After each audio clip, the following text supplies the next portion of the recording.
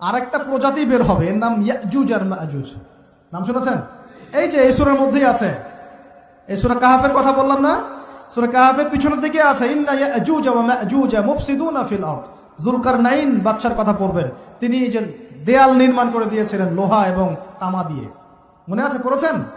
আচ্ছা, এই ইয়াজুজ আর মাজুজ যখন বের হবে পৃথিবীর পানি খেয়ে শেষ করে ফেলে দিবে একেবারে। এর এত বেশি হিংস্র হবে যে এদের সাথে লড়াই করার মতো ক্ষমতা কোনো মানুষেরই থাকবে না। এমনকি ঈসা আলাইহিস সালামেরও নয়। ঈসা আলাইহিস সালাম তুর পাহাড়ে চলে যাবেন মুসলিমদেরকে নিয়ে, তুর পাহাড়ের ভিতরে মুসলিমরা সেখানে লুকিয়ে থাকবে, পৃথিবীর মেসাকার অবস্থা হয়ে যাবে, পৃথিবীর পানি খেয়ে শেষ করে ফেলে দিবে হিংস্র প্রজাতি। তখন ঈসা আলাইহিস সালাম আল্লাহর কাছে দোয়া করবেন, আল্লাহ এই বিভৎস এই জাতিকে ধ্বংস করো। আল্লাহ রাব্বুল আলামিন তখন ওই ইয়াজুজ আর মাজুজের এই কাঁধে, ঠিক কাঁধের মাঝখানে একটা ভাইরাস জন্ম দিবেন। কি জন্ম দিবেন? ওই যে বলি না মহামারীর ভাইরাস, অমুক ভাইরাস তমুক ভাইরাস, এই ভাইরাস আরো সামনে আছে বাকি এখন। ওই ভাইরাসে, ওই পোকায়, ওই ব্যাকটেরিয়া বা যেটাই হোক আল্লাহ পাক যাই দিবেন, এতে করে ইয়াজুজ আর মাজুজের পুরো প্রজাতি ধপ ধপ ধপ ধপ করে মারা যাবে। মানে এটা ছোঁয়াচে রোগ হবে। কি রোগ হবে?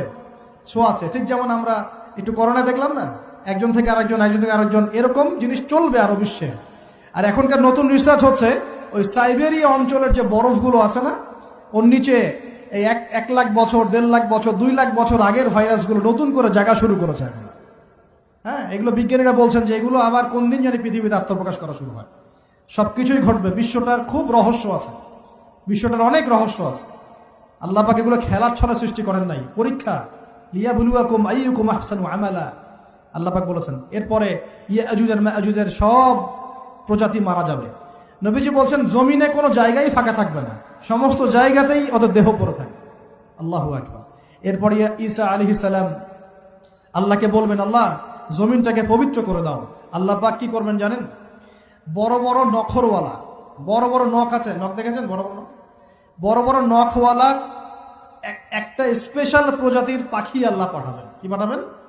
পাখি। এটা কোন পাখি, কি নাম আমরা জানি না, মহাবিশ্বের কোন জায়গা থেকে আসবে তাও জানি না, পৃথিবীতে আসে কিনা তাও জানি না। আল্লাহ পাঠাবেন আবাবিল, তয়রন আবাবিল। যখন আল্লাহ পাখি পাঠিয়েছিলেন না, ওয়ারসালা আলাইহিম তয়রন আবাবিল, আসলে ওই পাখির নাম কিন্তু আবাবিল না, আবাবিল মানে হচ্ছে ঝাঁকে ঝাঁকে।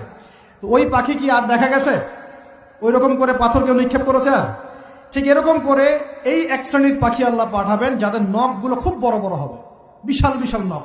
এই নখগুলো দিয়ে তারা দেহগুলোকে উঠাবে, উঠিয়ে নিয়ে কোথায় যে ফেলে দিবে আল্লাহ ভালো জানে। সুবহানাল্লাহ, আল্লাহু আকবার।